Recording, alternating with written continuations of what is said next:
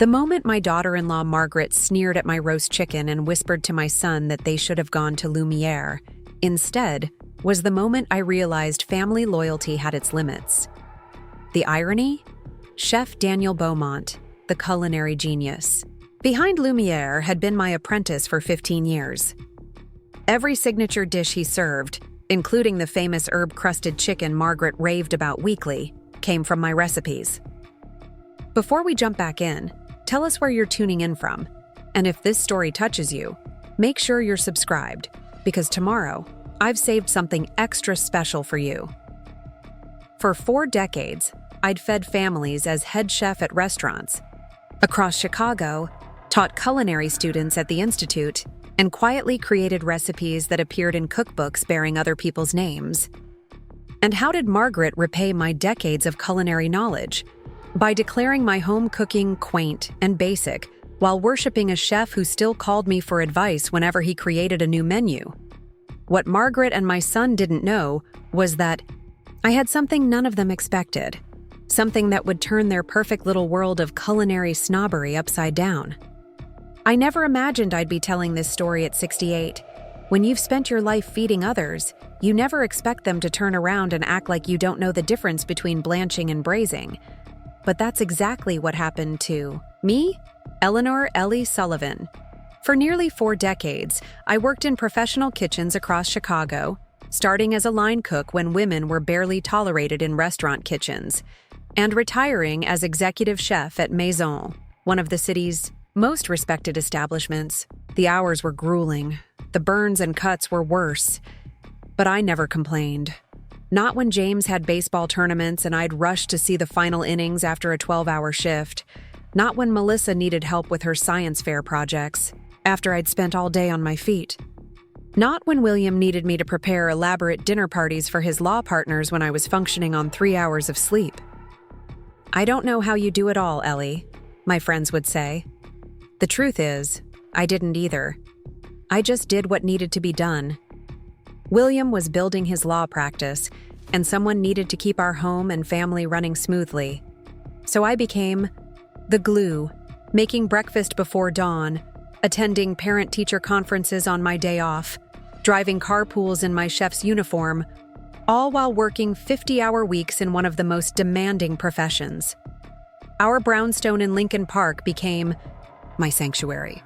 I planted every herb in the garden boxes myself, designed the kitchen renovation down to the placement of each cabinet pull, and spent rare free weekends testing recipes at the butcher block island I'd salvaged from an old restaurant and refinished myself. That kitchen wasn't just a room.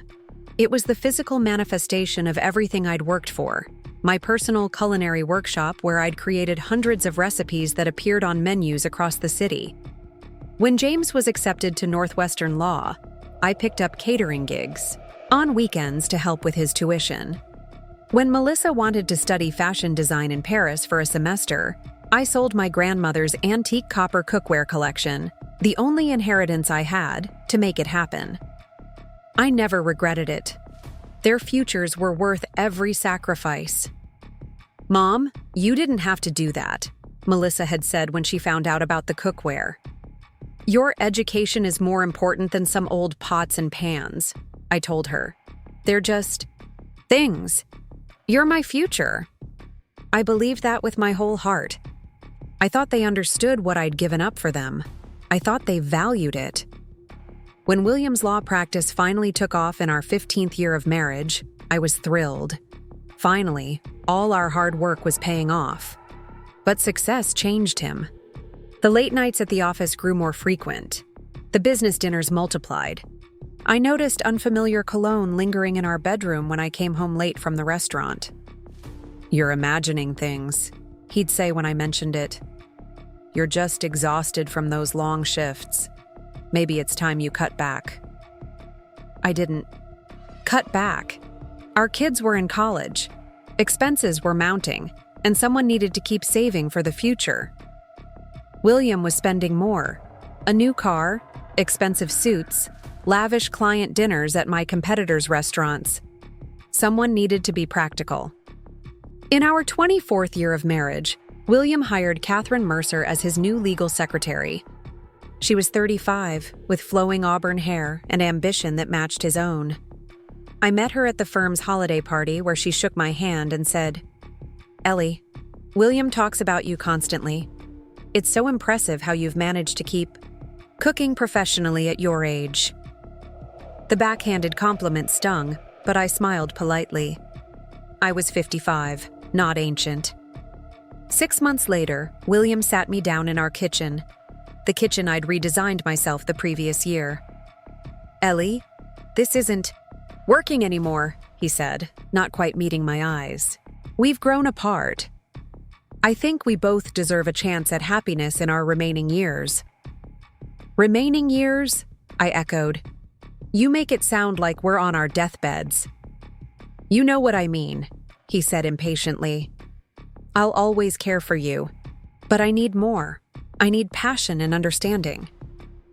I didn't ask if Catherine was providing these things. I already knew. What I didn't know was how quickly everything would unravel. The divorce was finalized in record time. William was generous with the settlement, or so my attorney said. I kept the brownstone in Lincoln Park, plus a modest alimony payment. William would continue paying for James's final year of law school. It seemed fair on paper. What the settlement didn't account for was the emotional fallout.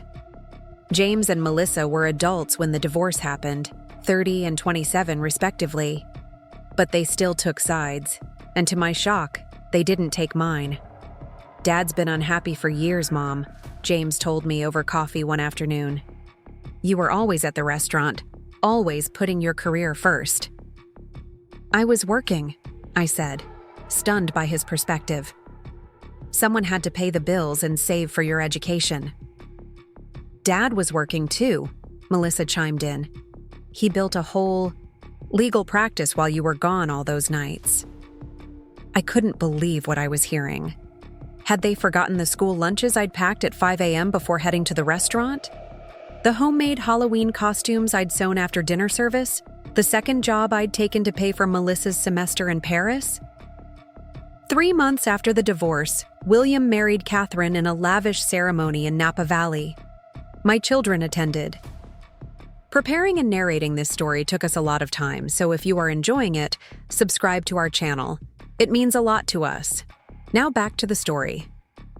I saw the photos on social media, both of them smiling beside their father and his new bride, who was draped in a designer gown that probably cost more than I made in 2 months.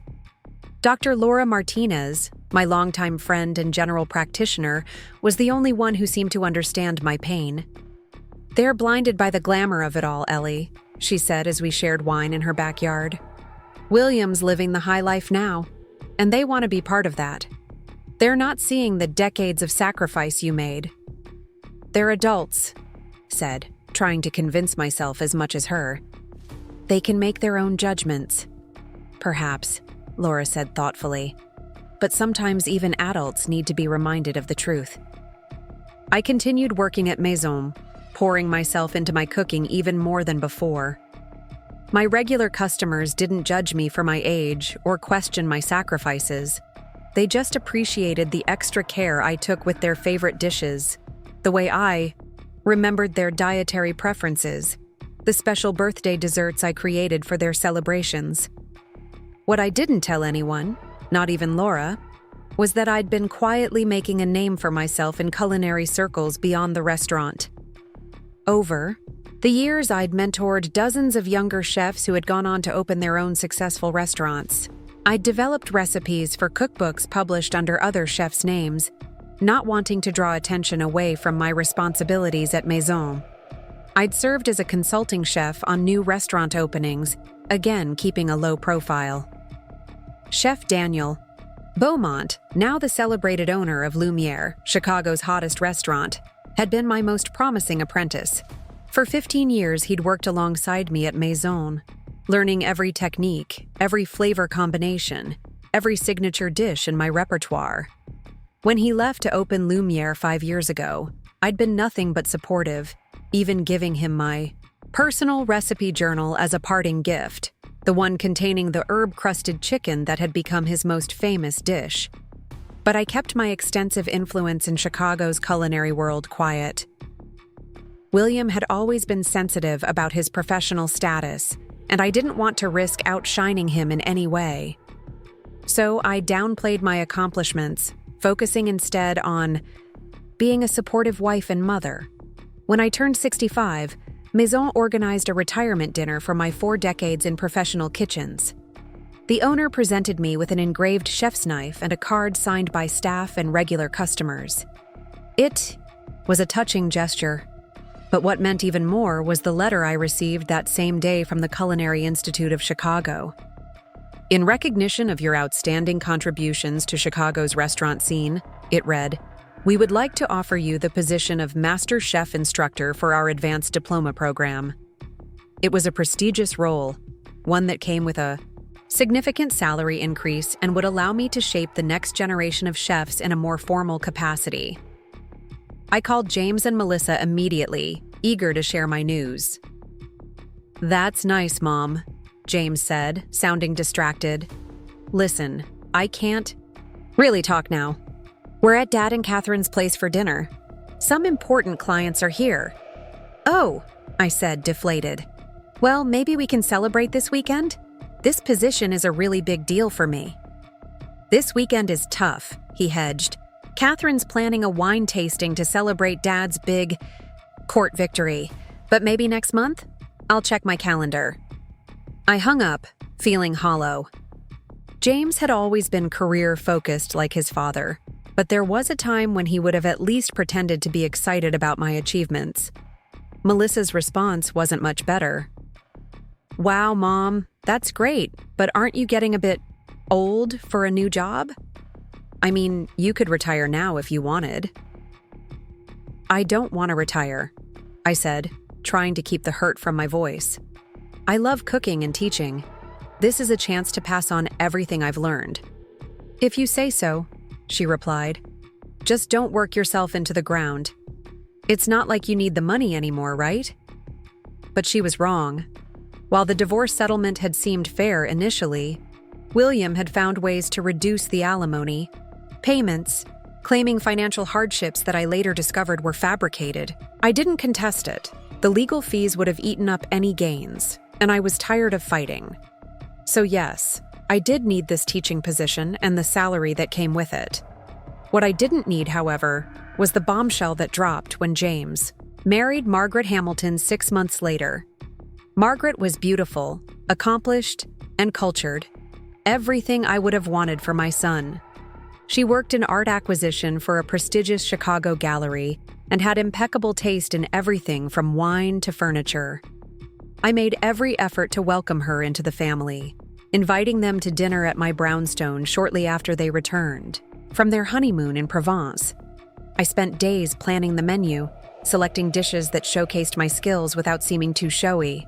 I made my signature coq au vin, the same recipe I'd taught Daniel years ago that now appeared on Lumiere's menu at triple the price. I baked fresh sourdough bread using my 30-year-old starter. I prepared a chocolate soufflé that had once been featured in Chicago Magazine when I was at the height of my career at Maison. James and Margaret arrived 15 minutes late. "Sorry, Mom," James said, kissing my cheek. "We had to wait for our reservation at Lumiere to get some appetizers first. Margaret's obsessed with Chef Daniel's menu." "Oh," I said, trying to hide my disappointment. "I hope you saved room for dinner." "Of course," Margaret said, though her tone suggested otherwise. "James has told me so much about your home cooking." Home cooking, as if my 4 decades in professional kitchens amounted to little more than a hobby.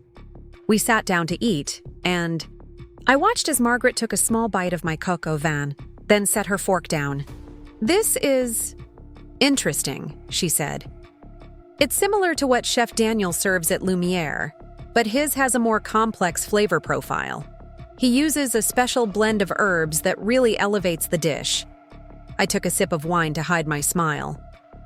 That special blend was my creation, a combination of herbs I'd perfected over 20 years of experimentation.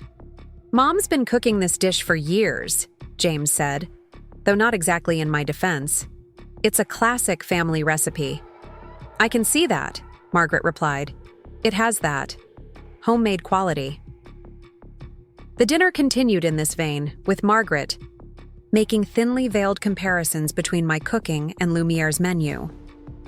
With each comment, I felt myself shrinking, becoming smaller in my own kitchen, the space that had always been my domain. When I brought out the soufflé, perfectly risen and aromatic with dark chocolate, Margaret took one bite and turned to James. Didn't I tell you that Chef Daniel's chocolate desserts are unparalleled? We should have just gone to Lumiere tonight. James had the grace to look embarrassed, but he didn't defend me or my cooking. In that moment, looking at my son and his new wife in the kitchen where I'd taught him to make his first omelet, I felt something shift. A lifetime of putting others first, of diminishing my own accomplishments to make room for their egos, suddenly felt like a terrible miscalculation. The culinary world knew my influence, even if my name wasn't on the marquee. Daniel Beaumont called me weekly for advice on his menu. 3 of my former apprentices had Michelin stars. My recipes appeared in best-selling cookbooks, even if under someone else's name. Yet here I sat, being patronized about cooking in my own home, by a woman who had no idea who I really was. After they left, I sat alone at my dining table, surrounded by the barely touched food I'd spent days preparing. The remains of my chocolate soufflé collapsed in on itself, a fitting metaphor for how I felt. My phone buzzed with a text from Laura. How did dinner go? They preferred Lumiere, I replied simply. 2 days later, Laura showed up at my door, with a bottle of wine and a fierce determination in her eyes. Enough is enough, Ellie, she said as she poured us each a glass. I've watched you put yourself last for 40 years. It stops now. What are you talking about? I asked, though I knew exactly what she meant. Your son's wife insulted your cooking, your life's work, and neither of your children appreciate everything you've sacrificed for them. Meanwhile, you're about to start teaching at the Culinary Institute, where you could be training the next generation of Chicago's top chefs. It's time to step into your power. I took a long sip of wine. And how exactly do I do that? Laura smiled, a mischievous glint in her eye. What if Margaret found out who really created all those recipes she raves about at Lumiere? The idea was both terrifying and exhilarating. After decades of staying in the background, of letting others take credit for my creativity, the thought of claiming my rightful place in Chicago's culinary scene made my heart race. I wouldn't even know where to begin, I said. Yes, you would, Laura countered. You start by accepting that teaching position and putting your own name on your work. The rest will follow. That night, I couldn't sleep. I found myself in my kitchen at 3 a.m., pulling out the copies of my old recipe journals, the originals having gone to various chefs I'd mentored over the years. I spread them across my butcher block island, hundreds of recipes developed over 4 decades. Dishes that now appeared on menus across Chicago, in some of the very restaurants where Margaret and James preferred to dine rather than eat my home. Cooking. As dawn broke, I made my decision. I emailed the Culinary Institute, accepting the Master Chef instructor position. Then I did something I'd never done before. I called Daniel Beaumont directly, instead of waiting for his weekly call. To me. Eleanor? He answered, sounding surprised. Is everything all right? I usually call you on Thursdays.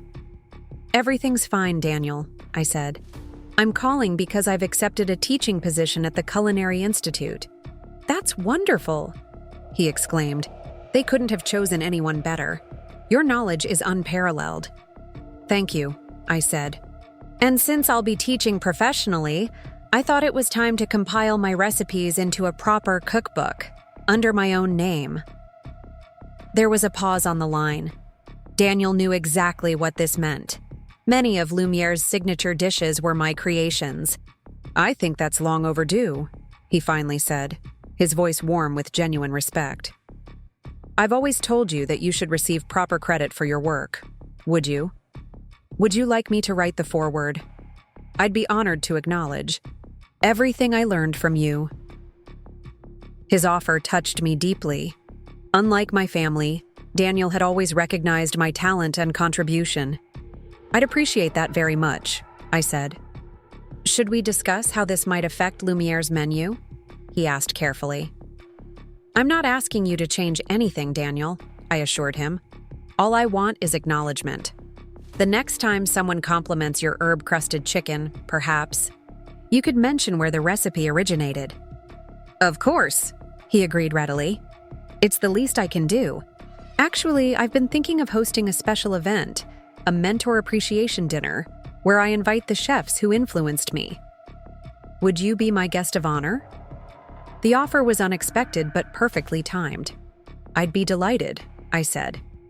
"When were you thinking?" "How about next month? I'll make it a ticketed charity event. We could raise money for culinary scholarships." After we hung up, I felt lighter than I had in years. For the first time since the divorce, perhaps for the first time in my entire adult life, I was putting myself first, claiming credit for my work, stepping out of the background and into the spotlight. The following weekend, I received a text from James. "Mom, Dad, and Catherine are hosting a dinner party next Saturday. They've invited Margaret's parents and some important clients. They want to know if you can cater it." I stared at the message in disbelief. After divorcing me, marrying his secretary, and reducing my alimony, William now wanted me to cater his dinner party? And James saw nothing wrong with asking this of me? "I'm afraid I'm busy next Saturday," I replied. "I have a meeting at the Culinary Institute to discuss my new teaching position." James's response came quickly. "Can't you reschedule? Dad's trying to impress Margaret's father for a potential partnership. He specifically requested your beef Wellington." "How flattering," I wrote back. "But no, I can't reschedule. Perhaps they could try Lumiere. I hear Chef Daniel's beef Wellington is excellent." I set my phone down, half expecting an annoyed follow-up from James. Instead, my doorbell rang 20 minutes later. I opened it to find Melissa standing there, looking uncomfortable. "James called me," she said without preamble. "He said you're refusing to help Dad with his dinner party." "I'm not refusing to help," I clarified, stepping aside to let her in. "I have a prior commitment that I can't change." Melissa followed me to the kitchen, watching as I kneaded dough for the bread I was experimenting with for my first official class. "Mom, this is important to James. Margaret's father could become Dad's partner. It could be huge for the firm. And my new teaching position is important to me," I said, continuing to work the dough. "I have curriculum planning and recipe testing to do." "It's just a teaching job," Melissa said dismissively. "You can do that anytime." I stopped kneading and looked at my daughter. Really looked at her. When had she become someone who would dismiss my career so casually? Had she always seen my work this way, or was this William's influence? "It's not just a teaching job," I said quietly. "It's a prestigious position at one of the country's top culinary schools. They're hiring me because of my expertise and reputation in the industry. This is my career, Melissa. It deserves the same respect you give to your father's." Melissa looked taken aback. I had never spoken to her this way before, never directly challenged her dismissal of my work. "I didn't mean it like that," she said, though we both knew she had. "Would you like to know something about Lumiere?" I asked, changing the subject abruptly. "The restaurant where Margaret loves to eat?" "What about it?" Melissa asked, confused by the shift. "Chef Daniel Beaumont was my apprentice for 15 years. He calls me weekly for menu advice. Every signature dish Margaret raves about was either created by me or heavily influenced by my techniques." Melissa's eyes widened. "That can't be true. Chef Daniel is famous." "Yes, he is," I agreed, "and he deserves his success. He's talented and hardworking, but he also had an excellent teacher, me." "If that's true, why doesn't anyone know about it?" Why have you never mentioned this before? It was a fair question. Why had I spent decades hiding my light under a bushel? Why had I allowed others to take credit for my creativity while I remained in the background? Because for 40 years, I put everyone else's needs ahead of my own recognition, I explained. I didn't want to overshadow your father's career. I didn't want to seem like I was bragging when other chefs succeeded with my recipes. I focused on being a supportive wife and mother instead. Melissa sank into a kitchen chair, processing this information. So, all those nights you were working late at Maison? I wasn't just cooking dinner service, I confirmed. I was developing recipes that now appear on menus across Chicago, training chefs who have gone on to run their own kitchens, building a reputation that led to this teaching position. Does James know? Does Margaret? She asked. No, I said, returning to my bread dough. They've never asked about my career. They've never shown interest in what I actually do in a professional kitchen. They see me as someone who makes home cooking, not as a chef with 4 decades of experience. Melissa had the grace to look ashamed. I didn't know either, Mom. I never really thought about what you did at the restaurant all those years. No, I agreed. You didn't. We sat in uncomfortable silence for a moment before Melissa spoke again. So what happens now? Now, I said, shaping the dough into a loaf. I'm accepting the position at the Culinary Institute. I'm compiling my recipes for a cookbook under my own name. And next month, I'm being honored at a special dinner at Lumiere, where Chef Daniel will publicly acknowledge me as his mentor and the creator of many of his signature dishes. Melissa's jaw dropped. Margaret is going to freak out. Perhaps, I said mildly. Or perhaps she'll finally understand who she's been dismissing as just her mother-in-law who makes home cooking. After Melissa left, I felt both exhilarated and exhausted. For the first time in my life, I had stood up for myself and my career, refused to diminish my accomplishments to spare someone else's feelings. It was terrifying and liberating all at once. My phone buzzed with a text from Daniel. Just announced the mentor dinner. Tickets selling fast. Press release going out tomorrow. Lumiere is honored to celebrate the legendary Eleanor Sullivan. I smiled, reading the message twice. Legendary. Not William's ex-wife, or James and Melissa's mother, or that older chef who used to work at Maison. Just Eleanor Sullivan, legendary chef in her own right. The bread risen in my proofing. Basket and ready for the oven, I turned around and spotted my grandmother's recipe box on the shelf. The one thing I hadn't sold to fund my children's educations. Inside were handwritten index cards with recipes dating back generations, the culinary foundation upon which I had built my career. I opened it and thumbed through the cards until I found what I was looking for, the original herb blend recipe that had evolved into the famous mixture used in Daniel's herb-crusted chicken, the very dish Margaret had raved about while dismissing my coq au vin. For 40 years, I had shared my knowledge freely, stepping back to let others shine. I had diminished my contributions to maintain peace with William, to avoid seeming boastful, to fit the supportive wife and mother role I thought I was supposed to play.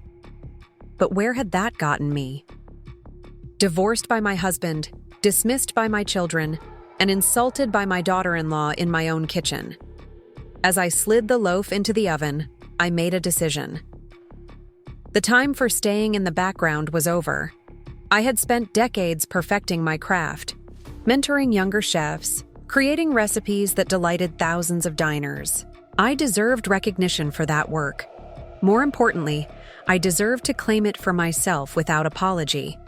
The secret ingredient in my recipes had always been love. Love for food, for the craft of cooking, for the people I fed. But now I understood that there was a secret ingredient missing from my life: self-respect. And it was time to add it to the mix.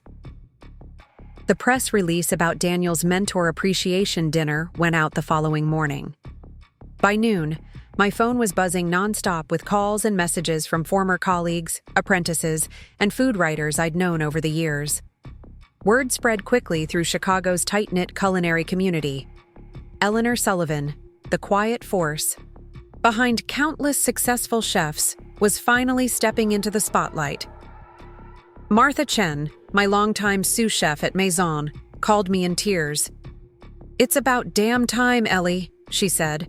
"I've been telling you for 20 years to take credit for your work." "Better late than never," I replied, surprised by how emotional I felt hearing her validation. "Are you nervous about teaching?" she asked. "After all those years in restaurant kitchens?" The question gave me pause. Was I nervous? After 4 decades commanding professional kitchens, after training dozens of chefs who went on to successful careers, after creating menus that had defined Chicago's culinary landscape, did I doubt my ability to teach formally? "I'm not nervous about the teaching," I admitted. "I'm nervous about being seen, really seen, for the first time." Martha understood immediately. "You've spent so long making everyone else look good, you've forgotten what it feels like to stand in your own spotlight." She was right. I had become so accustomed to working behind the scenes that the thought of public recognition was almost frightening. What if I couldn't live up to the legend Daniel was creating with his dinner? What if my cookbook flopped? What if the Culinary Institute students found my techniques outdated? "Stop it," Martha said firmly, as if reading my thoughts. "You're Eleanor Sullivan. You've forgotten more about cooking than most chefs will ever know. The only person who doesn't see your brilliance is you." After hanging up, I walked through my brownstone, touching the walls I'd painted myself, straightening the cookbooks that lined my shelves, adjusting the framed review of Maison that had once mentioned the invisible hand of Chef Sullivan, guiding the restaurant's consistent excellence. My home felt different somehow, as if it were expanding to accommodate this new version of myself I was finally allowing to emerge. The next morning, I received an unexpected call from an unfamiliar number. "Eleanor Sullivan," a crisp, professional voice inquired. "Speaking," I confirmed.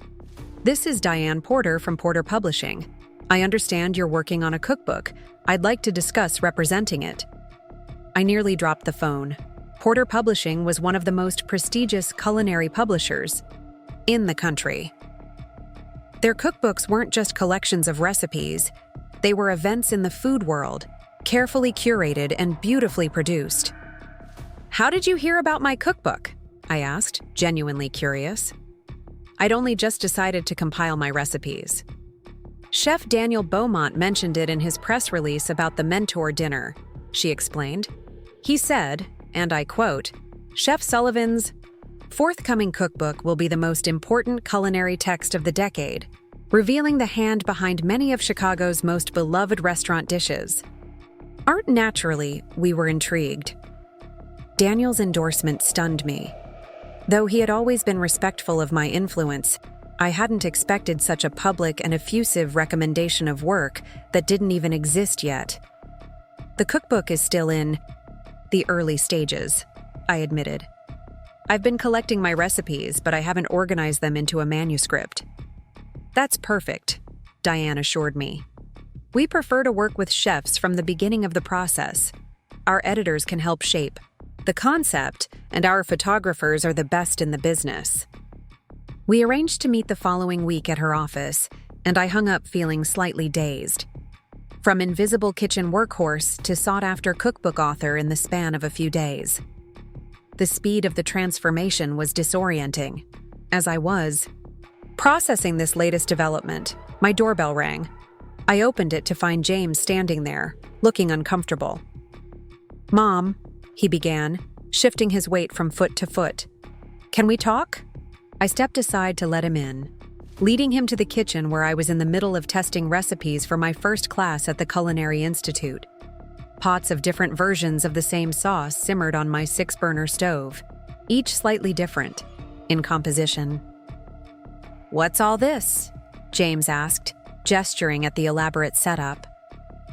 "I'm developing the curriculum for my sauce fundamentals class," I explained, stirring one of the pots. Each variation teaches a different principle of emulsion. James looked at me as if seeing me for the first time. Melissa told me about your conversation yesterday. About Chef Daniel and Lumiere. I continued stirring, giving him time to continue. Is it true? Did you really train him? Did you create those recipes Margaret loves so much? Yes, I said simply. Daniel was my apprentice for 15 years. Many of Lumiere's signature dishes are based on recipes I developed at Maison. James sank onto one of the kitchen stools, running a hand through his hair in a gesture so reminiscent of his father that it made my heart ache slightly. Why didn't you ever tell us? The question echoed Melissa's from the day before, and my answer was the same. You never asked, James. You never showed interest in what I actually did at the restaurant. You saw me as your mother who cooked, not as a chef with decades of professional experience. He had the grace to look ashamed. I saw the press release about the dinner at Lumiere. Margaret is in shock. She keeps saying there must be some mistake. No mistake, I said, turning off the heat under one of the sauces that had reached perfection. Daniel has always been generous in acknowledging my influence privately. Now he's doing it publicly. Dad is furious, James added. He says you're doing this to embarrass him and Catherine. I laughed, genuinely amused by William's self-centered perspective. This has nothing to do with your father. It's about me finally taking credit for my life's work. But the timing. The timing is about me turning 68 and realizing I've spent decades letting others take credit for my creativity, I interrupted. It's about being offered a prestigious teaching position and a cookbook deal. It's about deciding that after a lifetime of putting everyone else first, it's finally my turn. James fell silent, watching as I tasted the various sauces, making notes in a small journal. Finally, he spoke again. Margaret doesn't believe it. She says if you were really that influential, everyone would already know your name. That's precisely the point, James, I said patiently. Everyone in the culinary world does know my name. It's only my family who has no idea what I've actually accomplished. She wants to come to this dinner at Lumiere, he said, to see for herself. I'll make sure you both have tickets, I assured him. Front row seats. After James left, I sat down at my kitchen island, suddenly exhausted. For 40 years, I had maintained a careful separation between my professional life and my family. Life. I had never brought my chef's ego home, never expected recognition or praise for my culinary achievements from William or the children. I had been content to be simply mom within these walls, but that separation had come at a cost. My family had no understanding of my professional status, no appreciation for the respect I commanded in Chicago's restaurant scene. They saw only the surface, a woman who cooked, without recognizing the depth of expertise, creativity, and influence that defined my career. The following week brought more surprises. My meeting with Diane Porter was a resounding success, resulting in a contract for not one but 2 cookbooks, a comprehensive collection of my restaurant recipes, and a more accessible volume focused on bringing professional techniques into home kitchens. The advances were generous, the terms favorable, and the timeline aggressive. Diane wanted the first book on shelves within a year, to capitalize on the buzz that would follow Daniel's mentor dinner. As I walked out of the Porter Publishing offices, signed contract in hand, my phone rang. It was Laura. "Have you seen today's Tribune?" she asked without preamble. "No. Why?" "There's a feature article in the food section, Chicago's hidden culinary legend, the chef behind your favorite chefs. It's all about you, Ellie. They interviewed Daniel, Martha, 3 other chefs you trained. There's even a quote from that food critic who always came to Maison on Thursdays. What was his name?" "Richard Thompson," I supplied automatically, my mind still trying to process what she was saying. "There's an article about me in the Tribune?" "A full-page spread," Laura confirmed. with a beautiful photo of you from what looks like the 80s in your chef's whites at Maison. Where did they get that? Daniel must have provided it, I said, remembering the framed photo that had hung in his office at Lumiere. He has a collection of memorabilia from his time at Maison. Well, you're officially famous, Laura declared. How does it feel? I wasn't sure how to answer. The recognition was gratifying, but also overwhelming. After decades of working quietly, letting others stand in the spotlight, the sudden public attention felt almost invasive. It feels strange, I admitted.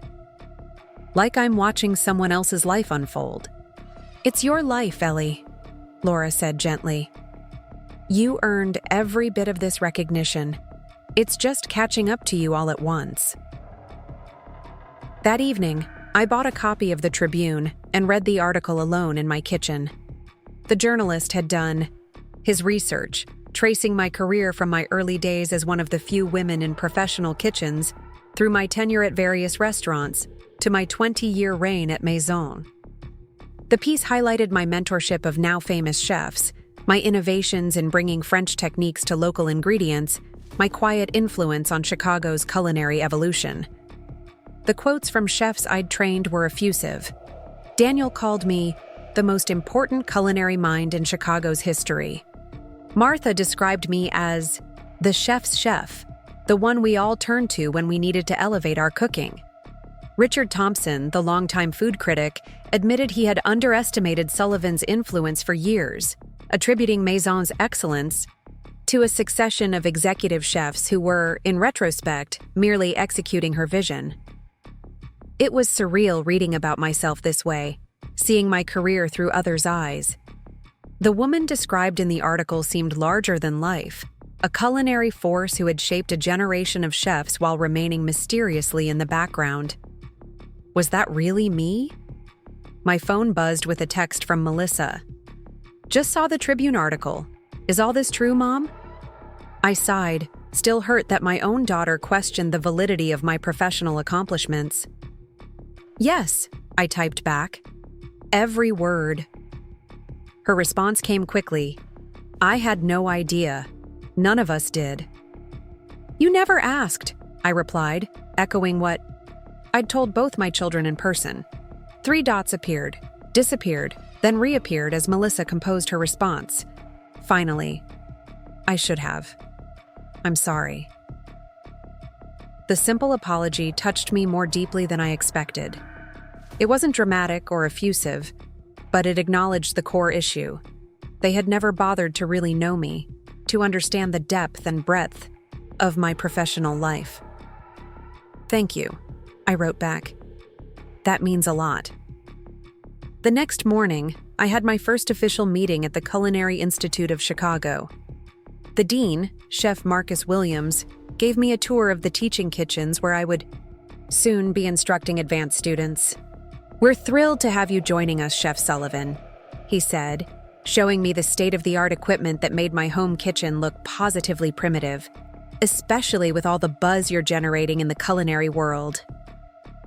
The timing is coincidental, I assured him.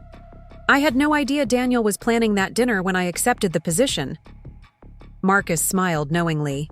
Coincidental or not, it's perfect. Our enrollment inquiries have spiked since the announcement. Everyone wants to learn from the chef who trained Daniel Beaumont. As we discussed curriculum and scheduling, I found myself energized by the possibilities. Teaching in this formal capacity was different from the mentoring I'd done in restaurant kitchens, more structured but also more focused on building fundamental skills. I would be shaping not just individual chefs, but contributing to the broader culinary education system. We'd like you to develop a signature course, Marcus explained as we finished the tour. Something that showcases your particular expertise and perspective. I considered the question carefully. What had defined my approach to cooking over the decades? What set me apart from other chefs? Flavor architecture, I said finally. A course on building complex flavor profiles using classic and innovative techniques. How to layer flavors, balance components, Create dishes that evolve on the palate. Marcus's eyes lit up. Perfect. That's exactly the kind of specialized knowledge our advanced students need. Something they can't get from just working in restaurants. We shook hands on the plan, and I left the institute feeling a renewed sense of purpose. This wasn't just about finally receiving recognition for past accomplishments. It was about creating a new chapter, finding new ways to contribute to the culinary world. That evening, I received an unexpected visitor. Catherine, William's new wife and former secretary, stood on my doorstep looking uncomfortable. "Eleanor," she said formally, "may I come in? I'd like to talk." Curious despite myself, I invited her into my living room, offering tea which she declined. "I'll be direct," Catherine began, perching on the edge of my sofa. "William is very upset about this dinner at Lumiere and the publicity you're receiving. He feels you're deliberately trying to overshadow him." I couldn't help the laugh that escaped me. Of course he does. William has always believed he's the sun around which everyone orbits, but this has nothing to do with him.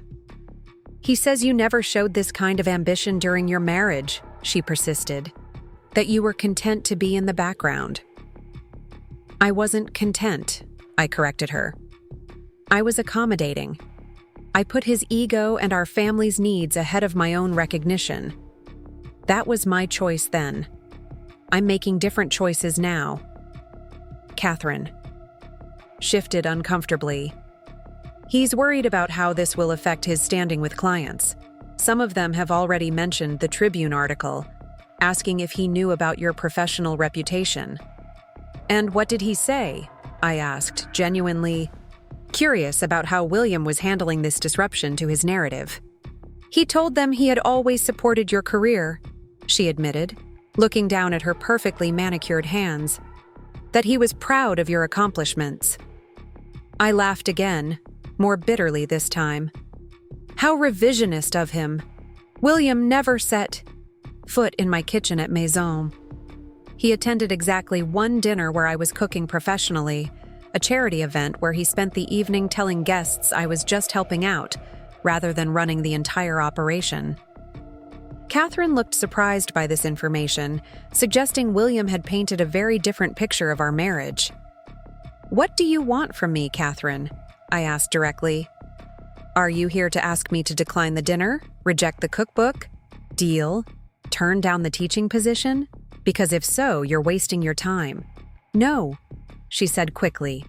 "I'm here because—" She hesitated, then continued in a lower voice. "I'm here because I want to understand how you did it." "Did what?" "Built this whole career, this reputation, while married to William. He's so demanding of attention, so insistent on being the most important person in the room. How did you maintain your own professional identity?" The question caught me off guard.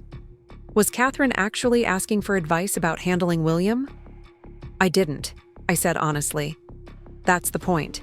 I diminished myself to accommodate him. I published recipes under other people's names. I stayed in the background at industry events.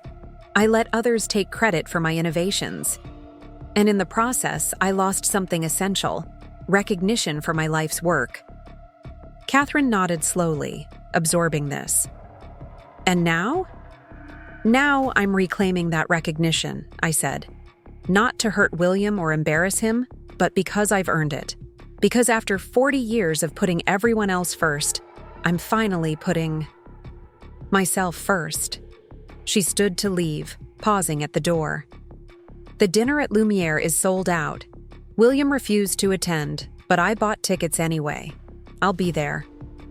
The weeks leading up to Daniel's mentor dinner passed in a blur of activity. I divided my time between developing curriculum for the Culinary Institute, testing recipes for my cookbook, and consulting with Daniel on the menu for the event. He insisted that each course should showcase one of my signature techniques, or flavor combinations, updated through his own creative lens. "It needs to tell the story of our culinary relationship," he explained during one of our planning sessions in Lumiere's kitchen after hours. how your foundational ideas evolved through my interpretation. Just don't make me look like a dinosaur, I joked, watching him plate a test version of the amuse-bouche, a modern take on my classic gougere recipe. Never, he said seriously. Your approach to flavor was revolutionary when you taught it to me 20 years ago, and it's still revolutionary now. That's why I've built my entire career on it. His sincerity touched me. Unlike my family, Daniel had always seen and appreciated the depth of my culinary knowledge. He had recognized the value of what I was teaching him, had absorbed it, and built upon it rather than dismissing it. As the night of the dinner approached, I found myself growing increasingly nervous. The event had sold out within hours of being announced. The guest list included food critics, industry insiders, and Chicago's culinary elite. For the first time, I would be publicly acknowledged as the influence behind some of the city's most beloved restaurant dishes. The evening before the dinner, Martha came over to help me decide what to wear. We sat in my bedroom surrounded by the contents of my closet, most of which were practical clothes suited to a working chef rather than a guest of honor. You need something that says culinary legend, not retired chef, Martha declared, dismissing outfit after outfit. I don't own anything that says culinary legend, I protested. I've spent my career in chef's whites behind kitchen doors. Martha gave me a mysterious smile, which is why I brought this. She reached into the garment bag she'd brought with her, pulling out a stunning navy blue suit with subtle pinstripes. The cut was fashionable but dignified, perfect for a woman of my age and stature. Where did this come from? I asked, touching the fine wool fabric. We took up a collection, Martha admitted. All the chefs you've mentored over the years. We wanted you to have something special for tomorrow night. Tears sprang to my eyes. That's incredibly thoughtful. It's the least we could do, Martha said, squeezing my hand. You've given us so much, Ellie. Not just culinary, knowledge, but confidence, support, a model of what a chef should be. Dedicated, creative, generous with knowledge. I tried on the suit, marveling at how perfectly it fit. Martha had clearly consulted with someone about my measurements. Chef Daniel's wife helped with the sizing, she explained, seeing my questioning look. She's a regular at Maison and has a good eye for measurements. The alterations were done by Lisa's husband. You remember Lisa, your pastry assistant from the 90s? She married that tailor from Italy. The web of connections reminded me of how central I had been to Chicago's culinary community for decades. How many lives I had touched through my work and mentorship. While my family had been oblivious to my professional stature, an entire community had recognized and valued my contributions all along. The night of the dinner arrived crisp and clear, a perfect October evening. Daniel had arranged for a car to pick me up, insisting that I arrive like the VIP I was rather than taking a taxi or the L train as I normally would. As the car pulled up to Lumiere, I was startled to see a red carpet extending from the curb to the restaurant's entrance, with photographers and journalists lined up behind velvet ropes. This level of pageantry was usually reserved for celebrity, chefs with TV shows, not working chefs like me who had spent their careers in actual kitchens. Daniel himself was waiting at the entrance, resplendent in his dress chef's whites. He stepped forward to open my car door, offering his arm with a flourish. "Welcome to your night, Chef Sullivan," he said, his voice carrying to the assembled press. Lumiere is honored to celebrate the woman who taught me everything I know about real cooking. Flashbulbs popped as we walked the red carpet, Daniel fielding questions from journalists while keeping me moving forward. Inside, the restaurant had been transformed. The normally modern, minimalist space was now adorned with photographs documenting my career. Images I hadn't seen in decades, many I didn't even know existed. Me in my first chef position at La Maison Blanche in the 70s, young and determined in a kitchen of dismissive men. Me training a teenage Daniel at Maison, demonstrating the proper way to truss a chicken. me receiving a regional James Beard nomination in the 90s, an honor I had downplayed at the time to avoid overshadowing Williams' law firm partnership announcement the same week. The dining room was filled with familiar faces, chefs I had trained, restaurant owners I had consulted for, food writers who had reviewed my cooking over the decades. And there, at a table near the front, sat James, Margaret, Melissa, and, surprisingly, Catherine. William was conspicuously absent, but I found I didn't care. His absence was fitting, one final denial of my professional accomplishments. Daniel led me to a seat at the chef's table, positioned to allow me a view of both the dining room and the open kitchen where his team was preparing the evening's menu. As I took my seat, the entire room rose in a standing ovation, applauding for nearly a full minute. I was overwhelmed by the display of respect and recognition, so at odds with the dismissal I had experienced from my own family. These people, my colleagues, my peers, my culinary children, saw me clearly, understood my contributions, valued what I had given to Chicago's restaurant scene. Daniel raised his hands for silence, then lifted a glass. Tonight we celebrate Chef Eleanor Sullivan, whose brilliant palate, technical mastery, and generous mentorship have shaped a generation of Chicago chefs. Every dish we serve this evening is inspired by her work, her flavors, her vision. I am honored to call her my mentor and privileged to present this tribute to her culinary legacy. The first course arrived, a delicate amuse-bouche presented on a spoon carved from salt. I recognized it immediately as a refined interpretation of the gougere recipe I had developed during my early years at Maison, but with Daniel's signature molecular gastronomy twist. The traditionally baked cheese puff had been transformed into an airy foam surrounding a molten center of aged Gruyere. Chef Sullivan's gougeres were the first thing she taught me to make, Daniel explained to the assembled guests. This interpretation maintains her perfect balance of cheese, choux, and air, while incorporating modern techniques to intensify the flavor experience. As each course was presented, Daniel narrated the connection to my culinary history. The soup course featured my technique for layering complementary herbs in a clear consommé. The fish course showcased my approach to acid balance with delicate proteins. The intermezzo, a palate cleanser between courses, utilized my recipe for herbal infusions that had become a staple in fine dining establishments across the city.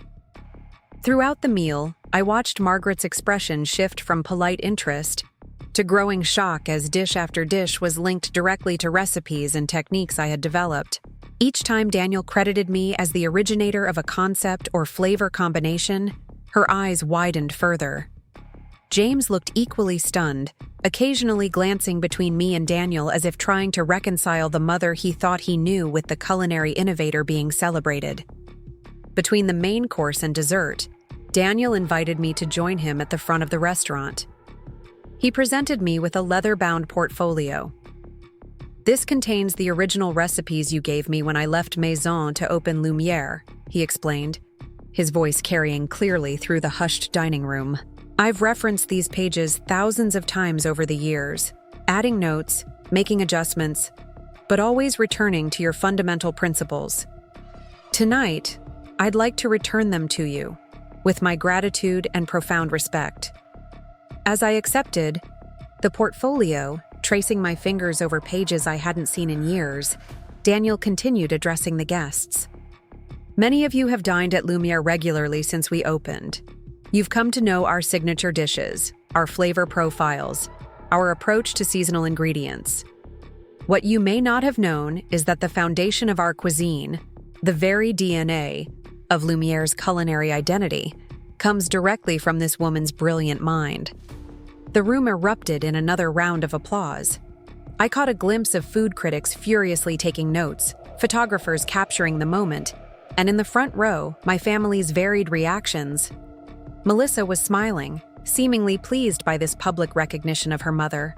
Catherine looked thoughtful, perhaps reflecting on her earlier conversation with me.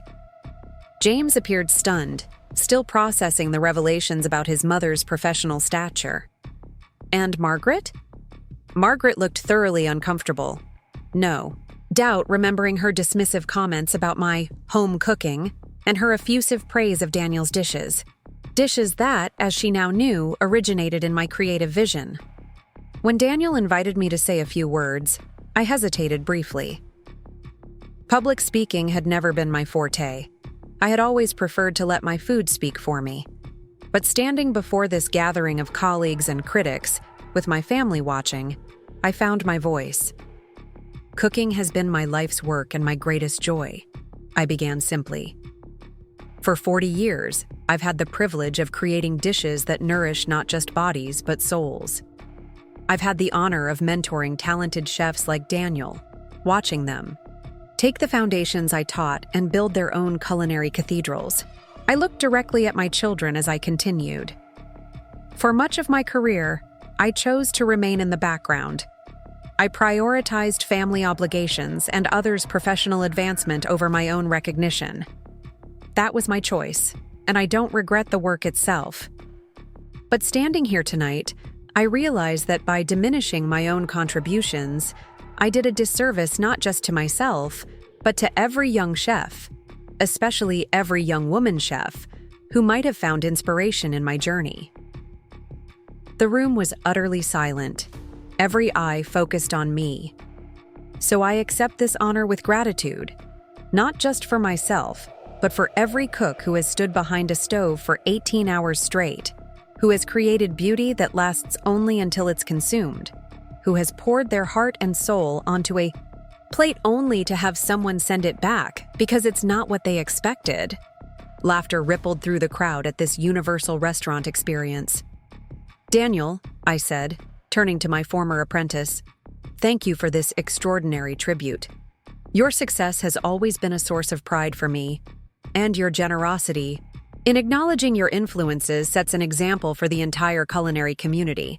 As I returned to my seat, Daniel announced the dessert course, his interpretation of my signature chocolate soufflé, the very dish Margaret had dismissed during that uncomfortable dinner at my home.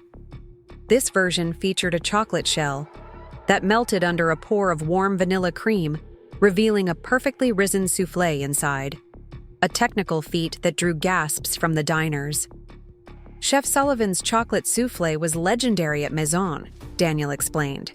Regular customers would call days in advance to reserve one. This dessert honors her perfect balance of richness and lightness while adding a theatrical element, befitting a celebration of her culinary artistry. As the desserts were served, I noticed James and Margaret in an intense whispered conversation. James looked increasingly uncomfortable, while Margaret's complexion had turned an alarming shade of pink. Finally, she stood abruptly and headed toward the restrooms, leaving James looking after her with a troubled expression. When the meal concluded, guests began circulating through the restaurant, many stopping by my table to share memories of dishes I'd created decades ago or to introduce themselves as admirers of my work.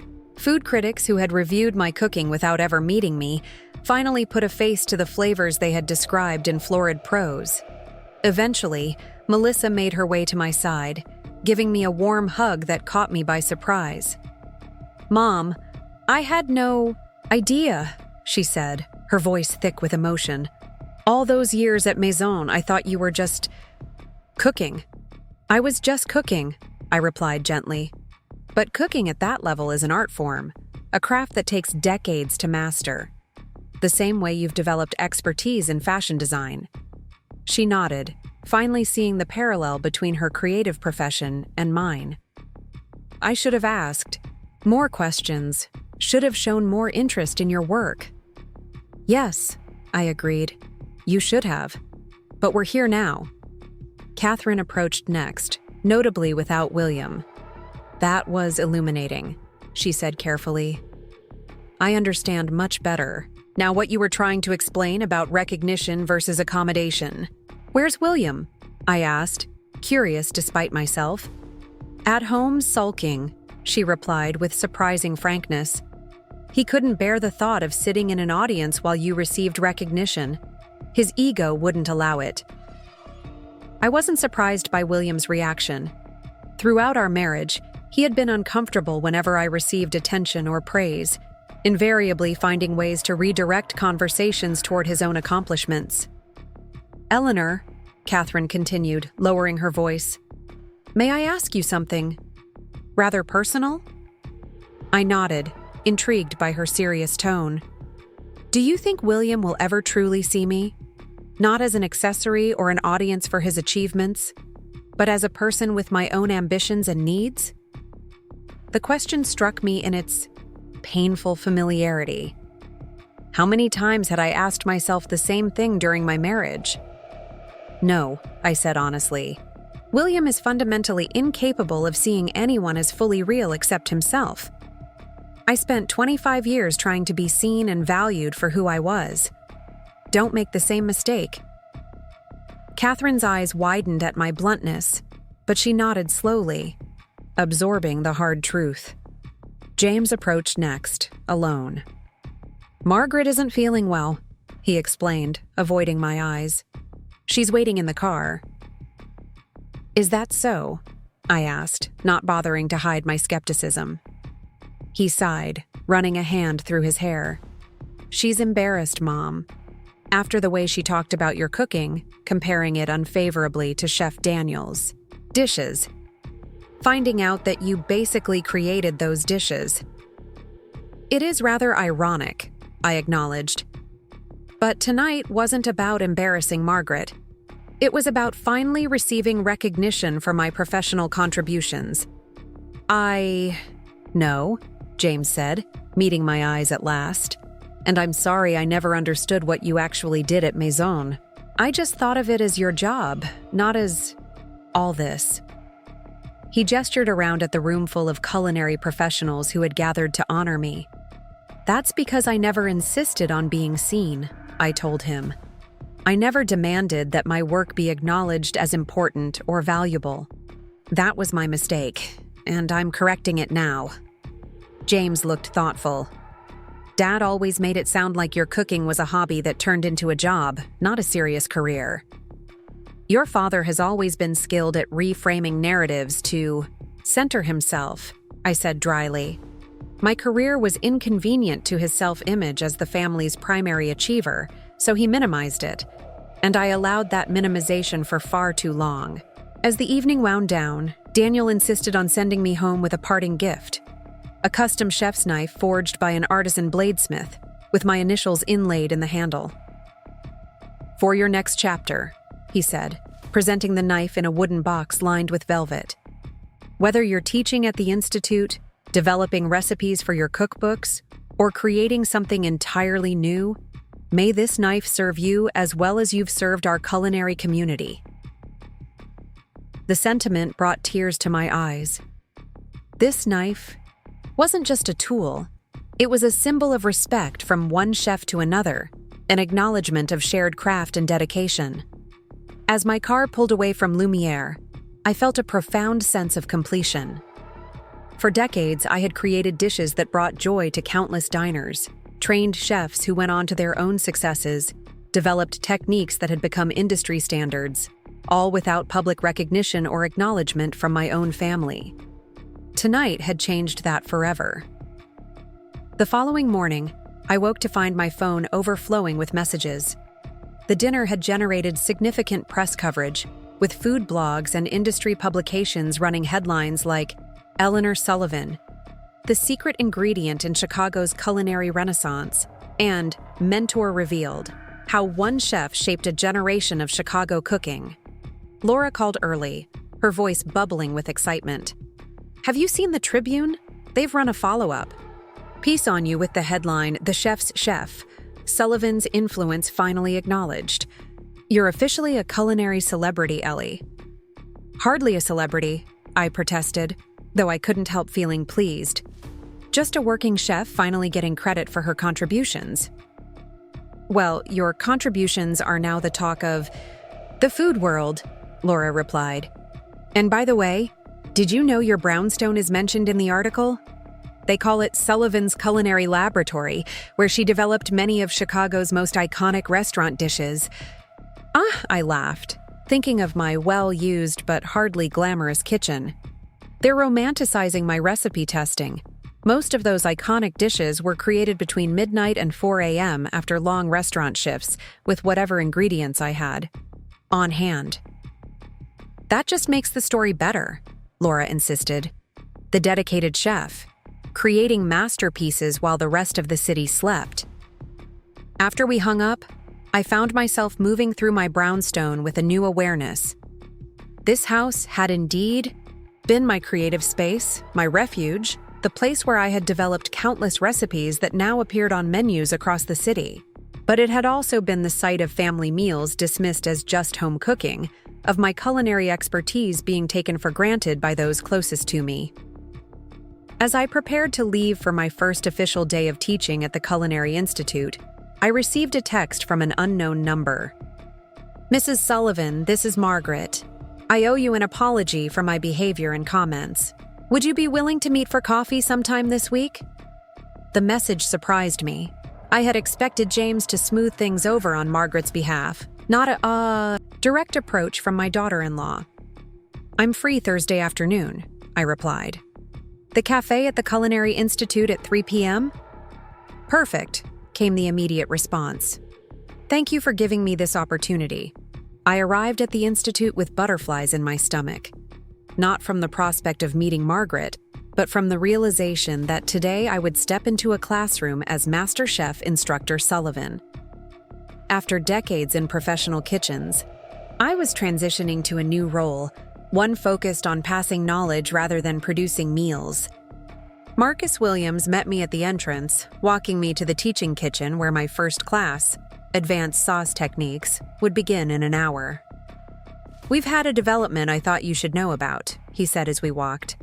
"After the publicity surrounding the Lumiere dinner, we've received an unprecedented number of enrollment inquiries specifically for your courses. We've had to cap enrollment and create waiting lists." "That's flattering," I said, somewhat taken aback by the interest.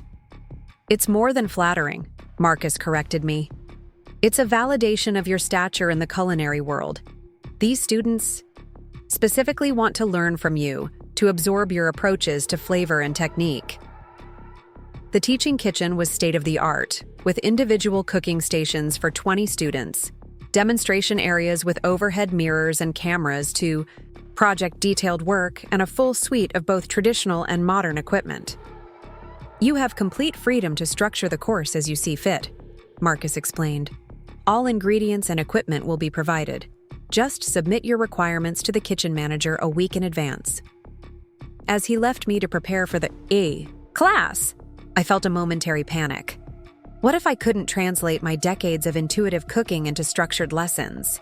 What if these students, many of whom had formal culinary education I had never received, found my techniques outdated or my knowledge lacking?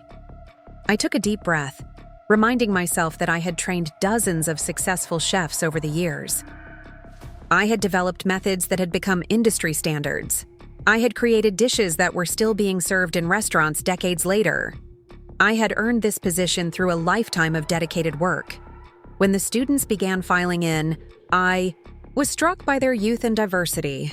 Men and women from various backgrounds, all wearing the Institute's standard chef's whites, looking at me with expressions ranging from awe to curiosity to skepticism. "Welcome to Advanced Sauce Techniques," I began, forcing confidence into my voice. "I'm Chef Sullivan. For the next 12 weeks, we'll be exploring the foundations of classic sauce making, modern interpretations, and the principles of flavor architecture that will allow you to create your own signature sauces." I demonstrated the first technique, a classic French mother sauce that I had modernized during my tenure at Maison, walking students through each step while explaining the chemistry behind the process. "A perfect sauce is a balancing act," I explained, whisking steadily as the mixture thickened. "Acid, fat, salt, heat, each element must be in perfect proportion to the others. Too much of any one component, and the sauce fails to achieve harmony." As the students began working at their stations, attempting to recreate my demonstration, I moved among them, offering guidance, making adjustments, asking questions that prompted them to think more deeply about the process. "Chef Sullivan, One young woman asked tentatively, "Is it true that you created the herb-crusted chicken at Lumiere? It's my favorite dish in Chicago." "The original version, yes," I confirmed. Chef Beaumont has evolved it over the years, but the core technique and flavor profile were developed in my kitchen at Maison. "Could you show us how to make it?" another student asked eagerly. "Perhaps in a future class," I said with a smile. "Today, we're focusing on foundational techniques. But I promise by the end of this course, you'll understand the principles that make that dish work so well." By the end of the 3-hour session, I was exhilarated rather than exhausted. Teaching, I discovered, engaged a different part of my culinary brain. Not just the execution of dishes, but the articulation of why and how certain techniques produced superior results. As I was cleaning up after class, Marcus returned with an unexpected visitor, Diane Porter from Porter Publishing. "Hope you don't mind the ambush," Diane said, looking around the teaching kitchen with appreciation. "I wanted to discuss an addition to our publishing agreement." "What kind of addition?" I asked, wiping my hands on a towel. "A textbook," she explained. "Based on your teaching curriculum here at the Institute. We'd work with you to develop a comprehensive culinary textbook that could be used in cooking schools nationwide." The proposal stunned me. A cookbook was one thing, a collection of my recipes with accompanying narratives. But a textbook represented a codification of my approach to cooking, my culinary philosophy, my technical knowledge. It would potentially influence generations of future chefs. "That's quite an undertaking," I said cautiously. "It is," Diane agreed. "But after the response to the Lumiere dinner and the profiles in the food press, we believe there's significant interest in your culinary methodology. This would be a major project, with a corresponding advance and marketing campaign." "I'd need to think about it," I said, still processing the magnitude of what she was proposing. "I've just begun teaching formally. I'd want to refine my curriculum before committing it to a textbook." "Of course," Diane nodded, understanding. "Take your time. The offer stands whenever you're ready. In the meantime, we're moving forward with your first cookbook as planned." After she left, I sat alone in the teaching kitchen, contemplating how dramatically my professional life had changed in just a few weeks. From retired executive chef to culinary instructor, cookbook author, and now potentially textbook writer, each role bringing a level of public recognition and influence I had never sought during my restaurant career. Thursday afternoon arrived, and with it, my scheduled meeting with Margaret. I arrived at the Institute's cafe early, selecting a quiet, corner table where we could speak privately. Margaret arrived precisely at 3 p.m., looking nervous but determined. She had clearly made an effort with her appearance, dressed in a conservative suit that seemed chosen to convey seriousness and respect. "Chef Sullivan," she began, using my professional title for the first time. "Thank you for agreeing to meet with me." "You can still call me Eleanor," I said, gesturing for her to sit. "We are family, after all." She nodded, smoothing her skirt as she took a seat. "I owe you an apology. My comments about your cooking were disrespectful and ignorant. I had no idea of your professional stature or influence." "No, you didn't," I agreed. "But the question is why you felt comfortable dismissing any cooking as just home cooking, or implying that it was somehow inferior to restaurant cuisine." Margaret flushed, looking down at her hands. "I was showing off," she admitted. "Trying to position myself as sophisticated and knowledgeable about fine dining. It was insecure and pretentious." Her honesty surprised me. I had expected justifications or excuses, not this direct acknowledgement of poor behavior. "I appreciate your candor," I said. "But I'm curious, why did you never ask about my career at Maison? James must have mentioned that I was a professional chef." "He did," she confirmed. "But he always described it as you working at a restaurant. He never used words like executive chef or culinary innovator. I assumed you were. I don't know, a line cook or something similar. And you didn't think to ask for clarification or show interest in your mother-in-law's career? Margaret looked genuinely ashamed. No, I was too busy trying to impress you with my knowledge of Chicago's dining scene. I never considered that you might have been part of creating that scene. We sat in silence for a moment, the afternoon sunlight streaming through the cafe, windows illuminating the uncomfortable truth between us. Margaret had judged me based on assumptions and stereotypes, never bothering to learn who I really was professionally. The dinner at Lumiere was enlightening, she finally said. Watching Chef Beaumont defer to you, hearing how you had trained him and created dishes I've been raving about for years. It was humbling. It was meant to be, I said frankly. Not for you specifically, but for everyone who had dismissed or overlooked my contributions over the years. James feels terrible, Margaret added. He says he never really understood what you did at Maison, that his father always downplayed your career as secondary to his law practice. William had a vested interest in maintaining that narrative, I explained. His ego required that he be seen as the primary achiever in our marriage. Well, James and I have had some long conversations since the dinner, Margaret said. About respect, about making assumptions, about really seeing the people in our lives. She hesitated, then added, I'd like to understand more about your work, if you're willing to share it with me. About your approach to cooking, your history in Chicago's restaurant scene. The request seemed genuine, a sincere attempt to correct her previous disinterest. I'd be happy to, I said. Perhaps you could come to one of my demonstrations at the Institute, or we could cook together sometime. I'd like that, Margaret said, her relief palpable. And maybe. Would you be willing to come to dinner at our place? I'm not much of a cook, but I'd like to try making something for you. With your guidance, perhaps. The invitation represented a significant shift in our relationship, Margaret acknowledging her culinary limitations and asking for my help rather than attempting to impress me with her sophisticated dining knowledge. I'd be delighted, I told her. Just let me know when. As autumn deepened into winter, my days fell into a satisfying new rhythm.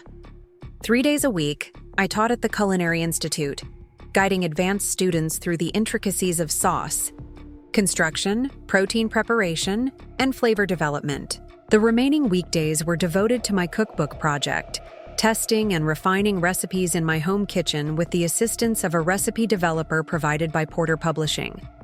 The cookbook was taking shape as more than just a collection of recipes. Each section began with a narrative about my culinary journey, explaining how specific techniques evolved during my years at various restaurants and how I had adapted classical methods to create signature dishes. Diane had insisted on including these personal elements, saying they transformed the book from a mere recipe collection into a culinary memoir. Readers want to know the woman behind the food, she'd explained during one of our editorial meetings. They're fascinated by how you maintained this level of creativity and innovation while raising a family and navigating a male-dominated industry. I wasn't entirely comfortable with this spotlight on my personal history, having spent decades deflecting attention from myself, but I recognized the value in sharing my experiences. Perhaps my story might inspire other women chefs to persist despite institutional barriers, or encourage home cooks to trust their instincts and experiment beyond written recipes. One snowy December evening, as I was finalizing the dessert chapter of the cookbook, my doorbell rang. James stood on my porch holding a bottle of wine and looking somewhat nervous. "Hey, Mom," he said, stamping snow from his boots. I was in the neighborhood and thought I'd stop by. "Is this a bad time?" "Not at all," I replied, genuinely pleased by the unexpected visit. Since the dinner at Lumiere, my relationship with James had been cordial but somewhat distant, as if he were still processing the revelation of my professional stature. Come in out of the cold."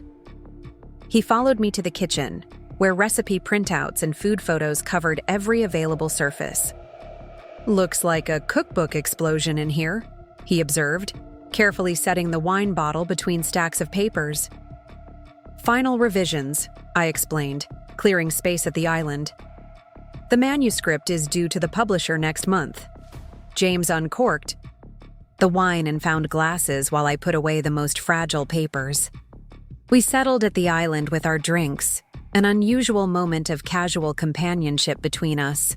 "So," I prompted after a moment of silence, "what brings you to the neighborhood on a snowy night?" James took a sip of wine before answering. "I've been doing some thinking since the dinner at Lumiere about how little I really knew about your work, your career, about how I accepted Dad's version of your professional life without ever asking you directly." His candor surprised me. James had always been more like William, defensive about his perspectives, reluctant to acknowledge misjudgments. "That's true," I said, neither accusatory nor forgiving. "You did." "Margaret and I have been talking a lot about it," he continued. "About how we both made assumptions based on, I don't know, stereotypes maybe? The idea that a grandmother-aged woman, couldn't possibly be a culinary innovator or influential chef." I smiled at his awkward but honest assessment. "Ageism and sexism are persistent in professional kitchens," I acknowledged. "I faced both throughout my career. I just never expected to face them from my own son." James winced, but nodded. "I deserved that. And I'm sorry, Mom. Not just for underestimating your professional accomplishments, but for dismissing your expertise even in your own kitchen. The way Margaret and I behaved that night at dinner was hurtful," I finished for him, "and demonstrated a fundamental lack of respect for my knowledge and skills." "Yes," he agreed simply. "It did."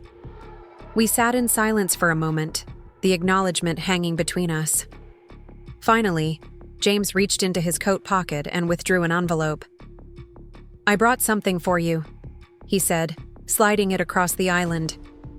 Margaret and I thought, well, open it and see. Inside the envelope was a gift certificate for a weekend cooking retreat at a renowned culinary center in Vermont. The program was titled Grandmother's Techniques, Modern Applications, and featured several celebrity chefs known for elevating traditional home cooking to fine dining status. "We thought you might enjoy being a student for once," James explained, "learning from other chefs after spending so much time teaching." The thoughtfulness of the gift touched me deeply. It wasn't just a generic present, but one that acknowledged my passion for continuing culinary education and my interest in the intersection of home cooking and professional techniques. "This is lovely," I said sincerely. "Thank you." "There's something else," James added, looking slightly nervous again. "Margaret and I would like to host Christmas dinner this year, with your guidance." I raised an eyebrow, surprised by the request. In previous years, holiday meals had rotated between my home and William and Catherine's, with James and Margaret usually opting to attend William's more lavish celebrations. "Neither of us is much of a cook," James admitted. "But we'd like to learn. From you. Maybe you could help us plan a menu, teach us some basics? Nothing fancy, just a proper holiday meal we could be proud of." The request represented a significant shift, my son and daughter-in-law not only acknowledging my expertise but actively seeking my instruction. It was, in its way, a more meaningful recognition than the public accolades I'd received from the culinary community. "I'd be happy to help," I told him. "We could start with something manageable, a roast perhaps with some simple but impressive sides." James's relief was palpable. "Margaret will be thrilled. She's been studying your old newspaper columns from the Tribune archives, trying to understand your cooking philosophy." "My old columns?" I was surprised that anyone had bothered to look up those weekly pieces I'd written for the Tribune's food section in the 90s, simple recipes and cooking tips for home cooks that had been published under the heading Chef Sullivan's Kitchen Notes. She found them online, James explained. She was particularly interested in your articles about adapting restaurant techniques for home kitchens. She said they've completely changed how she thinks about cooking.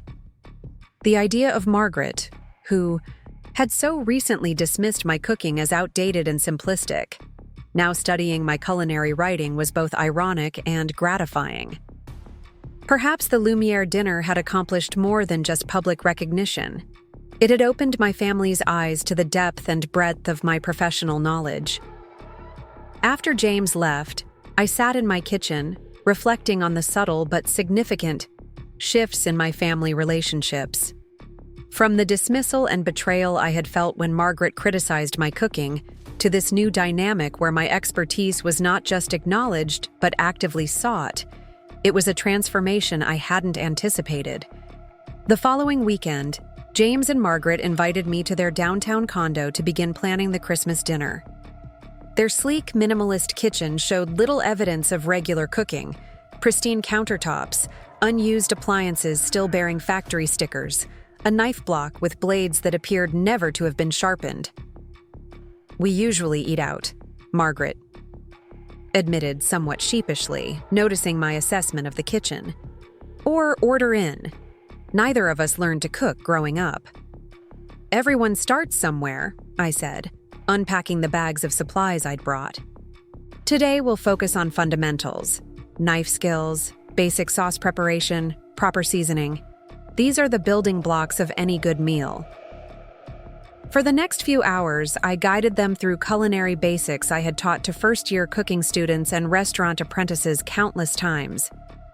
James proved to have a natural feel for seasoning, intuitively understanding the balance of salt, acid, and heat.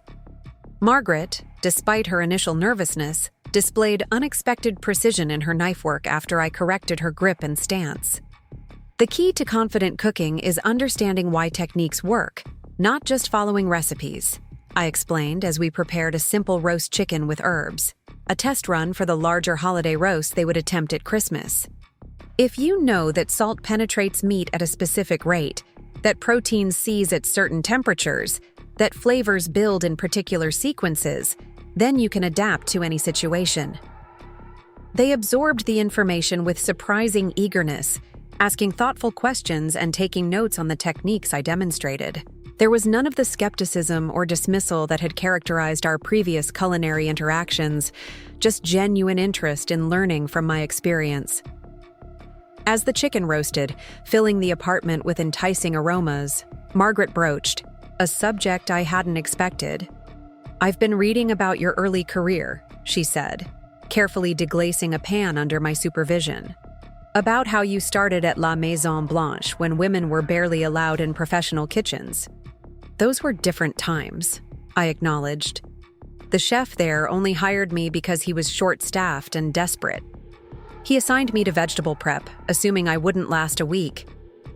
"But you became sous chef within a year," Margaret continued, surprising me with her knowledge of my career trajectory. "How did you manage that in such a hostile environment?" I considered the question as I adjusted the flame under her pan. "I outworked everyone," I said simply. "I arrived earlier, stayed later, mastered every station, and never complained. When male colleagues made mistakes, I quietly fixed them without taking credit. I made myself indispensable." "That sounds exhausting," James commented, looking up from the salad he was assembling. "It was," I admitted. "But that was the price of admission then. Women in professional kitchens couldn't just be as good as the men. We had to be significantly better to be considered equal." "And you did all this while raising us," James added, a note of belated appreciation in his voice. "Working those hours, dealing with that pressure, then coming home to family responsibilities." "It wasn't ideal," I acknowledged. "There were school plays I missed, baseball games I arrived at in the final inning. But I loved cooking professionally. The challenge, the creativity, the immediate feedback. I couldn't have given it up, even when it meant difficult choices." "I'm beginning to understand that," Margaret said thoughtfully. reading about your career, seeing how you approach even basic techniques. This isn't just a job for you, it's a calling. Her perception was surprisingly astute. Throughout my career, I had indeed viewed cooking as more than employment. It was a vocation, a craft I had dedicated my life to mastering. Yes, I confirmed. It is. And that's why the dismissal of my cooking as just home cooking or quaint stung so deeply. It wasn't just my food being judged, but my life's work, my passion. Margaret had the grace to look genuinely remorseful. I'm so sorry, Eleanor. I was judgmental and ignorant. I confused trendiness with quality, novelty with skill. We both were, James added. We valued restaurant meals based on their exclusivity and price point, not understanding the fundamental techniques and flavors that made them work. Their apologies were sincere, their new appreciation for my culinary knowledge genuine, as we sat down to enjoy the perfectly roasted chicken, crisp-skinned, succulent, infused with herbs. I felt a warmth that had nothing to do with the oven's residual heat. My expertise was being not just acknowledged, but valued by my family, perhaps for the first time. Over the following weeks, our cooking lessons continued. James and Margaret proved to be dedicated students, practicing knife skills in the evenings, sending me photos of their attempts at basic sauces, calling with questions about ingredient substitutions. Their enthusiasm reminded me of young apprentices in their first restaurant jobs, eager to absorb every technique and principle. Christmas approached, bringing with it a surprising development. Melissa called one evening, her voice tentative. "Mom, I've been talking with James about your cooking lessons," she began. "I was wondering, would you be willing to teach me too? Not for Christmas dinner. I know that's James and Margaret's project, but maybe some basics? I've been eating takeout for years, and seeing James get excited about cooking has made me realize what I'm missing." The request touched me deeply. Melissa had always been the most resistant to kitchen activities, viewing cooking as a chore rather than a creative outlet. That she was now voluntarily seeking culinary instruction represented a significant shift in her perspective. "Of course," I agreed readily. "We could start with some simple weeknight meals, things you could prepare quickly after work that would still be satisfying and nutritious." "That would be perfect," she said, sounding relieved. "And Mom, I've been reading your old columns, too, the ones about adapting restaurant techniques for home kitchens. They're really good, practical but also kind of inspiring. You should consider writing something similar for your publisher, updated for today's ingredients and equipment." Her suggestion sparked an idea that had been forming in the back of my mind, a potential third book after the cookbook and textbook, focused specifically on translating professional techniques for home cooks. Not just recipes, but the underlying principles that allow for creativity and adaptation in the kitchen. I mentioned the concept to Diane during our next editorial meeting, and her reaction was immediate and enthusiastic. "That's exactly what the market needs," she declared. "There are countless cookbooks with beautiful photos and trendy ingredients, but very few that actually teach home cooks to think like chefs. With your background in both professional kitchens and home cooking, you're uniquely positioned to bridge that gap." We began outlining this third book even as the first neared completion, creating a potential trilogy that would encompass my professional recipes, my teaching curriculum, and my approach to home cooking. It was a comprehensive vision of my culinary philosophy that I had never imagined sharing so broadly. As Christmas Eve approached, James and Margaret invited me to their condo for a final preparation session before the holiday meal. The kitchen had been transformed since my first visit, now equipped with proper tools, the countertops bearing evidence of regular use, a herb garden growing on the windowsill. "We've been practicing the roast and sides all week," Margaret explained, showing me their detailed timeline for the Christmas dinner. "We think we're ready, but we wanted your final advice." I reviewed their plans, impressed by the thoroughness of their preparation. They had scheduled each component of the meal to ensure everything would be ready simultaneously, had sourced quality ingredients from my recommended suppliers, and had even created contingency plans for potential cooking mishaps. "This is remarkably well organized," I told them. "Better planned than many professional kitchen services I've overseen." "We've had an excellent teacher," James said with a smile that reminded me fleetingly of the little boy who had once watched, wide-eyed as I decorated his birthday cakes. "And we've gained a new appreciation for the complexity of what you've done your entire career."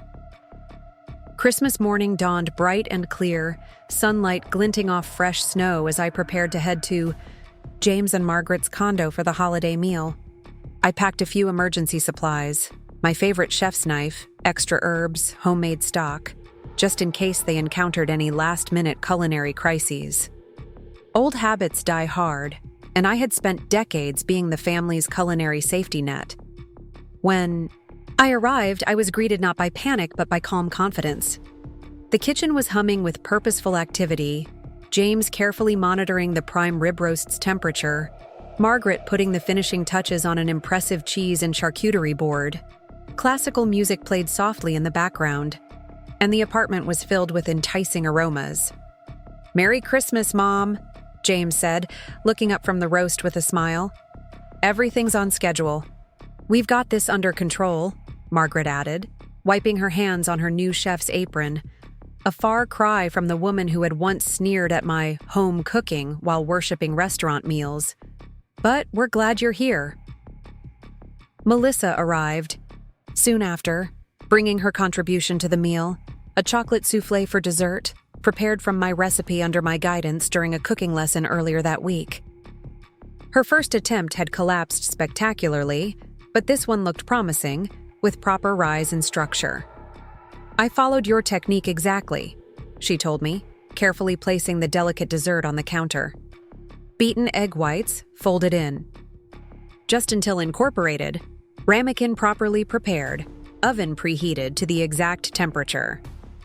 "It looks perfect," I assured her, touched by her determination to master this challenging dish.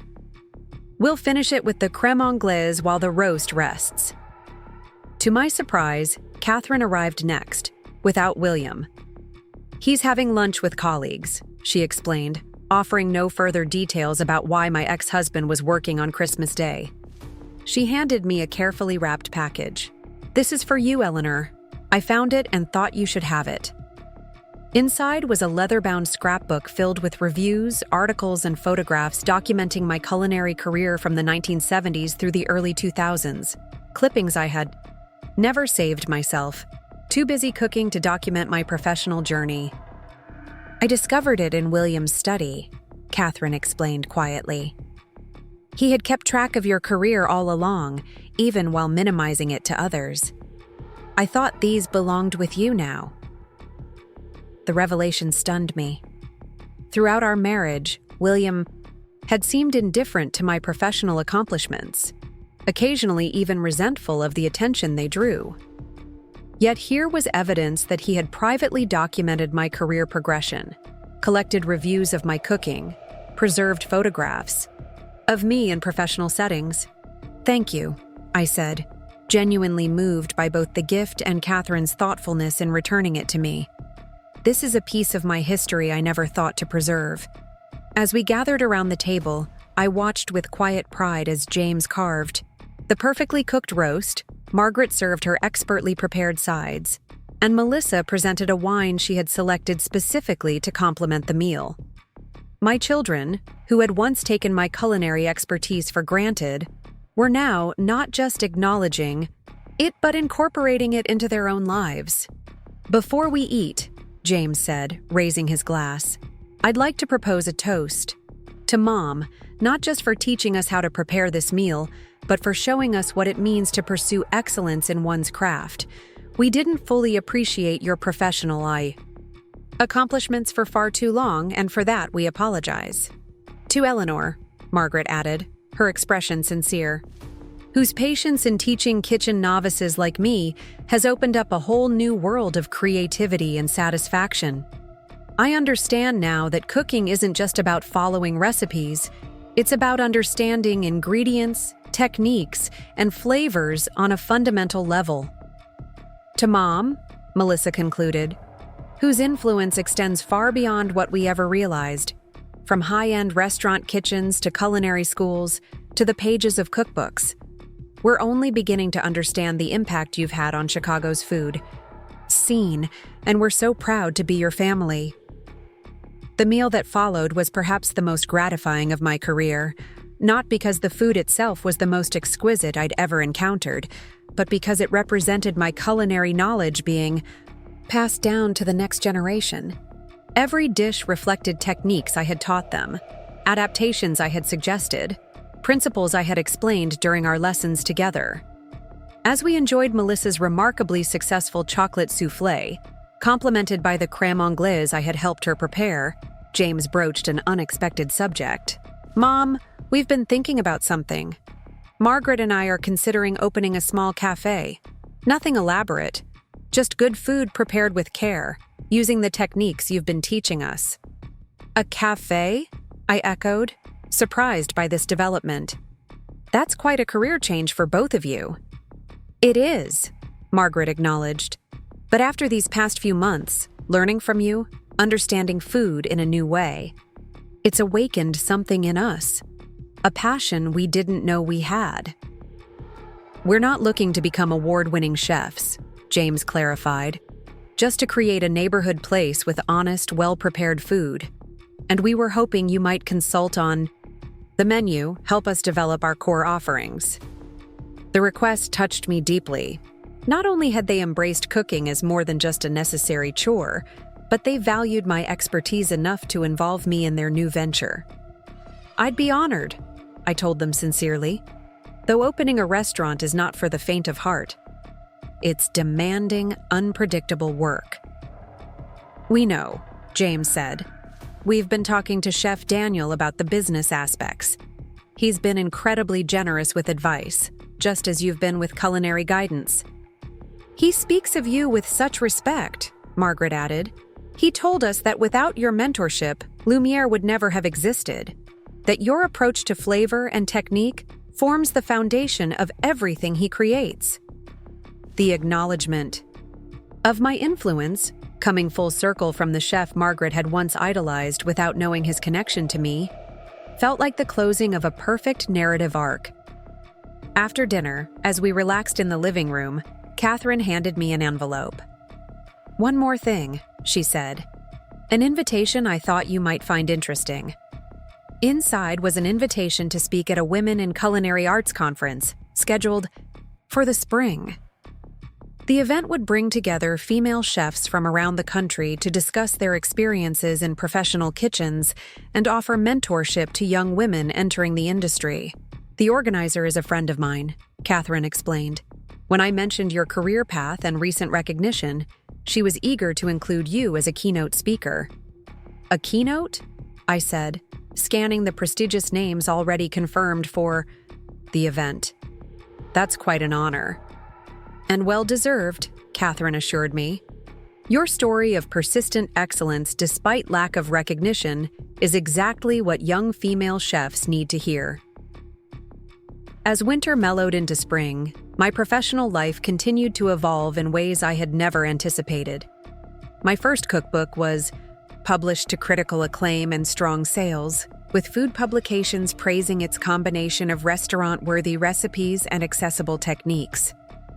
The textbook project was progressing smoothly, with my Culinary Institute curriculum forming its backbone. And plans for the third book, focused on bringing professional techniques into home kitchens, were well underway. The Women in Culinary Arts Conference proved to be a pivotal experience. Standing before an audience of female chefs ranging from culinary students to Michelin-starred restaurant owners, I shared my journey from marginalized line cook to respected executive chef, from background influence to acknowledged innovator. For too long, women in professional kitchens have accepted a choice between recognition and harmony, I told them. We've diminished our contributions, stepped back from the spotlight, allowed others to take credit for our creativity. all to maintain peace in hierarchical kitchens or in our personal relationships. I scanned the audience, noting the nods of recognition, particularly from older chefs who had navigated the same male-dominated environments I had. But expertise deserves acknowledgement, I continued, not out of ego or ambition, but because visibility creates pathways for those who follow. When we step back, we not only diminish ourselves, but make it harder for the next generation to see what's possible. After my speech, I was approached by a publisher interested in creating a series of books highlighting overlooked female culinary innovators, chefs whose contributions had shaped restaurant scenes across the country without receiving appropriate recognition. Would I be willing to write the foreword and help identify other chefs whose stories deserved telling? The project resonated deeply with my own experience, and I agreed immediately. This would be yet another way to ensure that culinary expertise was acknowledged regardless of gender or public profile, a professional legacy beyond the recipes and techniques I had developed. As summer approached, James and Margaret's cafe concept progressed from idea to reality. They found a charming storefront in a vibrant neighborhood, developed a menu of elevated comfort food based on techniques I had taught them, and named the establishment Sullivan's in a gesture that brought tears to my eyes. "We want people to know this place has a culinary lineage," James explained as we toured the nearly completed space, "that the recipes and techniques have been developed by someone with decades of professional experience. Besides," Margaret added with a smile, "the Sullivan name carries weight in Chicago's food scene now. Why not leverage that?" The cafe's opening night was a family affair, with Melissa helping to greet guests, Catherine managing the reservation list, and me in the kitchen alongside James and Margaret, providing last-minute guidance as they executed the menu we had developed together. As I watched them work, James calmly expediting orders, Margaret meticulously plating dishes, both of them applying techniques that had once seemed beyond their capabilities, I felt a profound sense of satisfaction. Not just because the food was excellent, though it was, but because my culinary knowledge was now a bridge between us rather than a source of misunderstanding. The cafe quickly developed a loyal following, with local food critics praising its sophisticated yet approachable menu and techniques that reflect professional standards applied to neighborhood dining. Several reviews mentioned the connection to me, noting that Sullivan's represents a multi-generational approach to cooking, with Eleanor Sullivan's decades of culinary innovation informing her son and daughter-in-law's fresh perspective. 1 year after Margaret had dismissed my cooking as outdated and basic, while praising Chef Daniel's creations, I found myself sitting in Sullivan's during their first anniversary celebration, surrounded by family, friends, and loyal customers. The cafe had become a neighborhood fixture, with lines on weekends and a growing catering business managed by Melissa, who had discovered an unexpected talent for event planning. Daniel Beaumont himself stopped by to offer congratulations, bringing a magnum of champagne and effusive praise for what James and Margaret had created.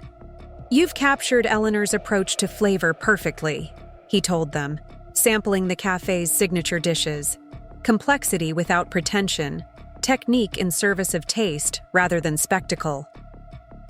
As I looked around the thriving establishment, at my children who had become not just culinary students but passionate food professionals in their own right, at Margaret who now sought my input on menu development rather than dismissing my cooking as simplistic, I reflected on the extraordinary journey of the past year, from being undervalued and overlooked to receiving public recognition.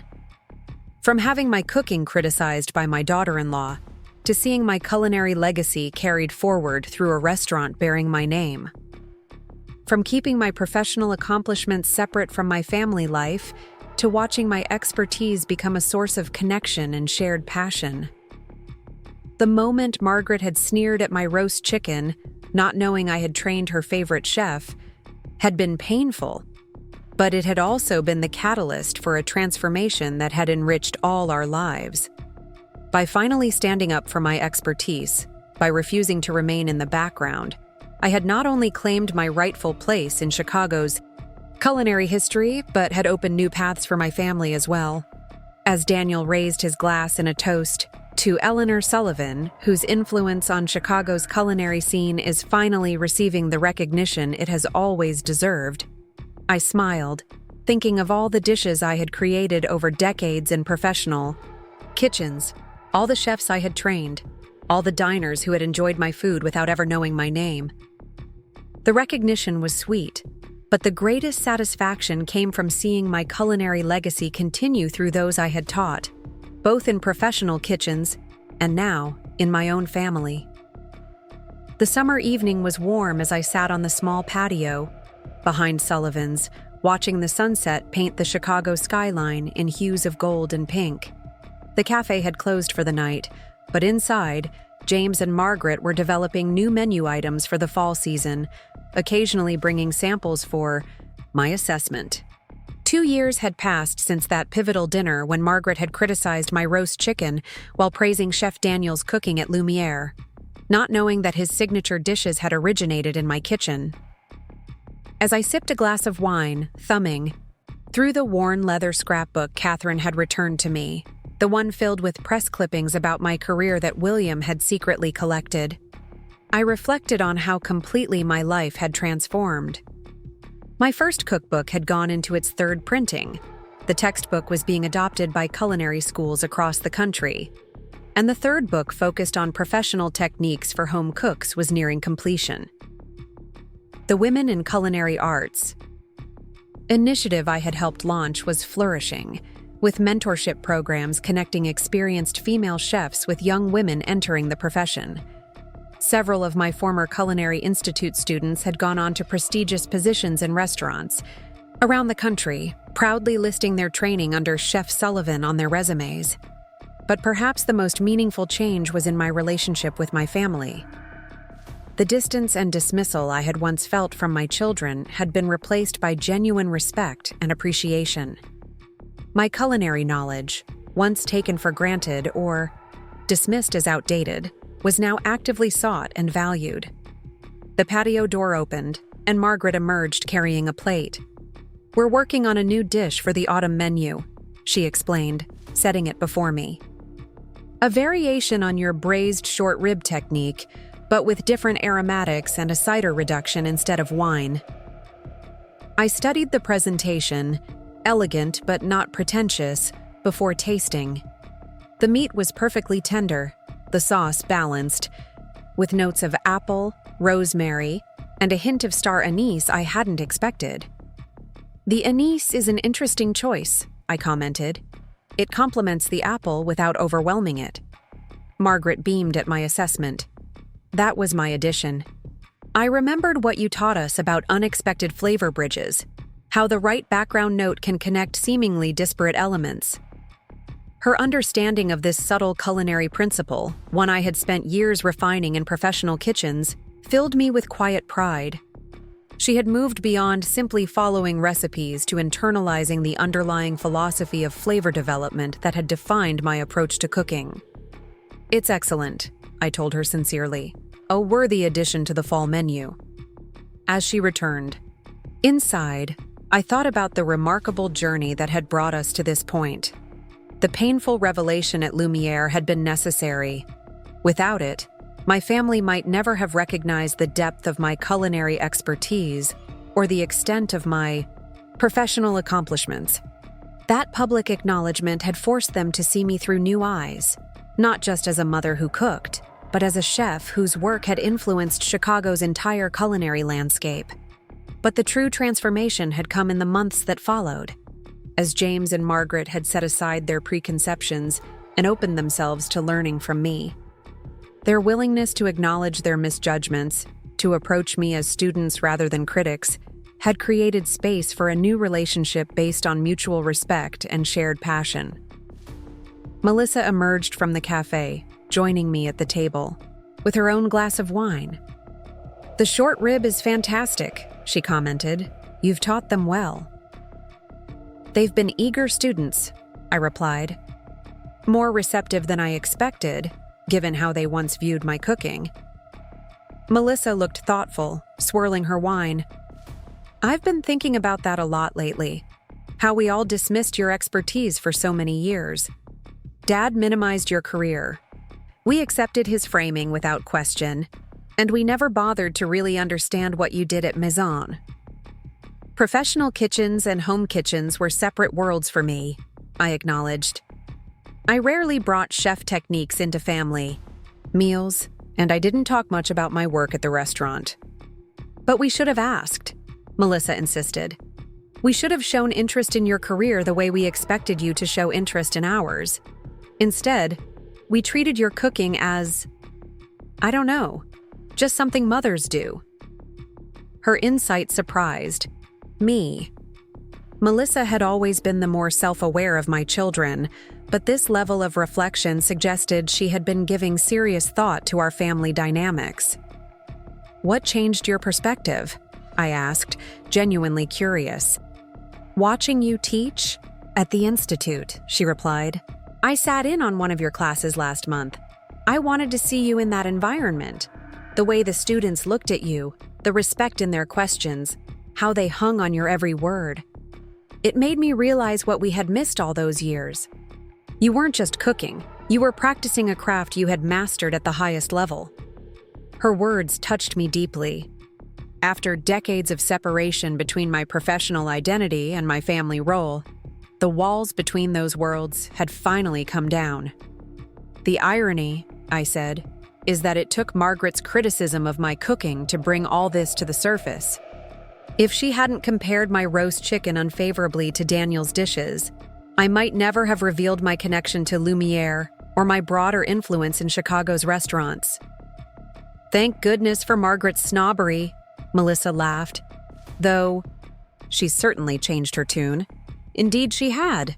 The woman who had once sneered at my home cooking now sought my input on every aspect of Sullivan's menu, proudly told customers about my culinary background, and had become an eager student of the techniques and principles I had developed over decades in professional kitchens. James joined us, carrying a bottle to refill our glasses.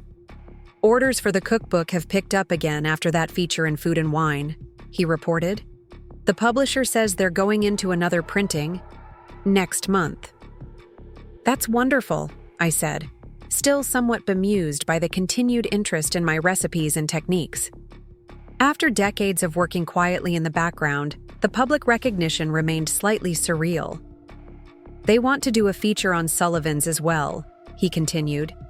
The angle is how Eleanor Sullivan's culinary legacy continues through a new generation.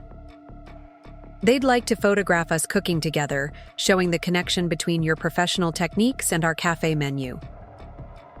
The proposed feature encapsulated everything that had changed over the past 2 years. My expertise, acknowledged not just by the culinary community, but by my own family, my techniques and approaches valued enough to form the foundation of their new careers, my influence recognized and celebrated rather than overlooked or dismissed.